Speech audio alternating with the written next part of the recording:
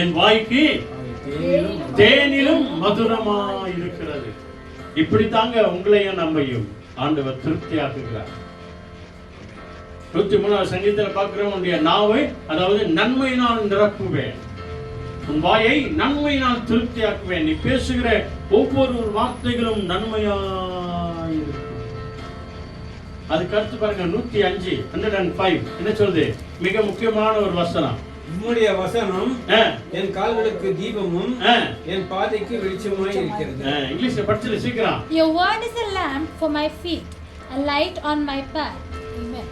ஆண்டவரே என்ன சொல்லுது? ஆண்டவரே உம்முடைய வசனம் என் கால்களுக்கு தீபமாய் இருக்கிற. ஆண்டவரே நான் நடந்து போகும்போது பள்ளத்திலே அல்லத்திலே பாவத்திலே அநியாயத்திலே விட்டு விழுந்து விடாதபடிக்கு உம்முடைய வசனம் என் கால்களுக்கு தீபமாய் இருக்கிறது. ஆண்டவரே என் பாதைக்கு வெளிச்சம் காட்டுகிறதா இருக்கிறது. என் வாழ்க்கை என்னும் பாதைக்கு உம்முடைய வார்த்தை தான் ஆண்டவரே வெளிச்சம் காட்டுகிறதா இருக்கிறது. நீங்க எத்தனை பேருங்க விசுவாசிக்கிறோம் ஆண்டவருடைய வார்த்தைய? எத்தனை பேருங்க அனுதினமும் வாசிக்கிறோம்? ஒரு சாப்டராவது, ஒரே ஒரு வசனத்தையாவது. அதுதான் கேலண்டர்ல இன்னைக்கு அநேக சபைகள் கேலண்டர்ல வசனத்தோடு கூட கேலண்டர் கொடுக்குறாங்க. அர்ஜென்ட் என்னதான் அர்ஜென்ட் இருந்தாலும் அந்த ஒரு வசனத்தையாவது படிச்சுட்டு, oh Lord Jesus guide me Lord, teach me Lord, lead me Lord அப்படின்னு சொல்லி ஒரு சின்ன ஜெபம் பண்ணிட்டு போ. ஆண்டவர் உன்னை நடத்துவா. ஆண்டவரே என் கால்களுக்கு உம்முடைய வசனம் தீபமா இருக்கிறது, என் வாழ்க்கை என்னும் பாதைக்கு அது வெளிச்சமா இருக்கிறதா.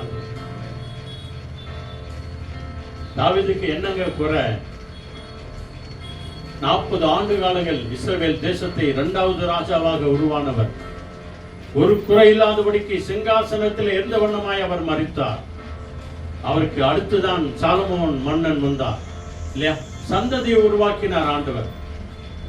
ஆண்டவரே என் கால்களுக்கு தீபமா இருக்கிற ஆண்டவரே உம்முடைய வசனம், என் வாழ்க்கை என்னும் ஆண்டவரே வழிகளுக்கு உம்முடைய வசனம் எனக்கு வெளிச்சமா இருக்கிறதா. ஆண்டவரே இன்னும் அநேக காரியங்களுக்கு சொல்லிக்கொண்டே நம்ம போலாம். நீதிமொழிகள் வாங்க சீக்கிரம் 6